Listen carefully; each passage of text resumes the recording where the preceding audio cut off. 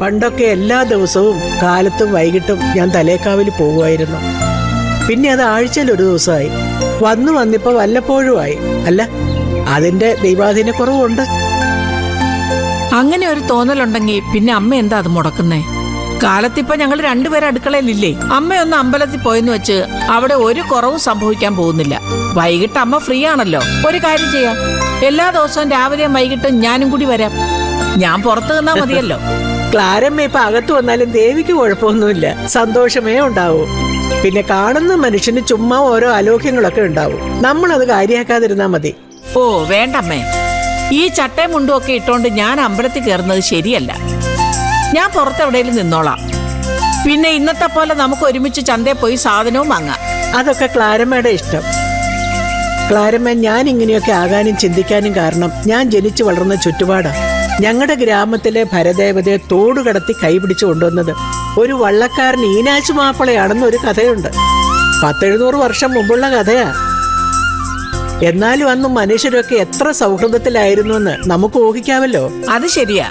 ഈ സെമിനാരിയിൽ നിന്ന് വളർന്നുകൊണ്ടാവണം എനിക്കും അങ്ങനെയൊന്നും ഇല്ലമ്മേ. എല്ലാവർക്കും വേണ്ടി പ്രാർത്ഥിപ്പിച്ചു ആ ശീലം. ആ ഒരു നല്ല കാലവും ചിന്തകളും ഒക്കെ നമ്മുടെ കാലത്തോടെ തീരും. കണ്ടില്ലേ, ഇപ്പൊ 4 പേര് താമസിക്കുന്ന ഒരു കൊച്ചു വീട്ടിൽ പോലും 18 അഭിപ്രായമാ. എല്ലാവരും അങ്ങോട്ടും ഇങ്ങോട്ടും പരസ്പരം മത്സരിക്കുക.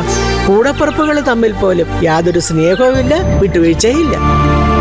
കേട്ടോ ക്ലാരമ്മേ, എന്റെ ആമി ഇങ്ങനെയൊന്നും ആയിരുന്നില്ല. ഒരിക്കലും ഇങ്ങനെയൊക്കെ ആകുമെന്ന് ഞാൻ ചിന്തിച്ചിട്ടുമില്ല. അങ്ങനെ ഒരു തെറ്റിദ്ധാരണയില് ഞാൻ ഒരുപാട് അഹങ്കരിക്കുകയും ചെയ്തു. ദുസ്വപ്നത്തിൽ പോലും നമുക്ക് ചിന്തിക്കാൻ കഴിയാത്ത പലതുമല്ലേ ക്ലാരമ്മേ ജീവിതത്തിൽ നടക്കുന്നത്. ഉള്ളിൽ നിലവിളിക്കുമ്പോഴും പുറത്ത് കാണിക്കാതിരിക്കാൻ ഞാൻ ഒരുപാട് പരിശ്രമിക്കുന്നുണ്ട്. ഞാൻ എന്തും സഹിക്കും. പക്ഷെ എന്റെ കുഞ്ഞുങ്ങൾ തമ്മില് ചെമ്പകശ്ശേരിക്കൊരു സംഗീതമുണ്ട്. അതെന്റെ മനസ്സിന്റെ സംഗീതമാണ്. ആ സംഗീതത്തിന്റെ ശ്രുതിയും ലയവുമാണ് എന്റെ കുഞ്ഞുങ്ങള്. ഞാൻ ജീവനോടെ കൺമുന്നിൽ ഉള്ളപ്പോ അവരിങ്ങനെ. ഇനി ഞാൻ നാളെ ഇല്ലാതായ? അമ്മ വെറുതെ ആവശ്യമില്ലാത്ത കാര്യങ്ങൾ ആലോചിച്ച് വിഷമിക്കാതെ. ഇതൊക്കെ താൽക്കാലികമാ. എന്തോ ചില തെറ്റിദ്ധാരണകളുടെ പുറത്ത്. അല്ലാതെ ആദിമോനും ആമിക്കുഞ്ഞു തമ്മിൽ യാതൊരു പ്രശ്നവും ഇല്ല. എല്ലാത്തിനും കാരണം ആ ഗോമതിയാ. അവളെ ഇവിടുന്ന് പറഞ്ഞു വിടാന്ന് വെച്ചാ അതിനും എന്റെ മനസ്സ് അനുവദിക്കുന്നില്ല. വർഷം ഒരുപാടായില്ലേ അവൾ ഈ ചെമ്പകശ്ശേരിയുടെ ഭാഗമായിട്ട്. അയ്യോ അമ്മേ, അങ്ങനെയൊന്നും ചിന്തിക്ക പോലും ചെയ്യല്ലേ. കുറച്ച് തണ്ടും തന്റേടം ഒക്കെ ഉണ്ടെന്നേ ഉള്ളൂ. ഗോമതി ഒരു പാവാ. ആമിമോളോടും ചെമ്പകശ്ശേരി കുടുംബത്തോടുള്ള സ്നേഹക്കൂടുതൽ കൊണ്ട് ഏതാണ്ടൊക്കെയോ കാണിച്ചു കൂട്ടുക, അല്ലാതെ അതിന്റെ ഉള്ളിൽ ഒന്നുമില്ല. അതെനിക്കും അറിയാൻ ക്ലാരമ്മേ.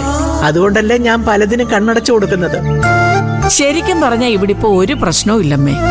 ഇനി അഥവാ എന്തെങ്കിലും ഉണ്ടെങ്കിൽ ആമിമോളുടെയും പൂജമോളുടെയും പ്രസവം കഴിയുന്നതോടെ അത് മാറും. അമ്മ ആഗ്രഹിക്കുന്ന പോലെ അമ്മയുടെ കൊച്ചുമക്കൾ അതിഗംഭീരമായിട്ട് ജീവിക്കും. ക്ലാരമ്മയുടെ നാവ് പൊന്നായിരിക്കട്ടെ. അമ്മ ഏതായാലും ഇപ്പൊ എടുത്ത തീരുമാനം മാറ്റാൻ നിൽക്കണ്ട. എല്ലാ ദിവസവും കാലത്തും വൈകിട്ടും ക്ഷേത്രത്തിൽ പോകുന്ന കാര്യം.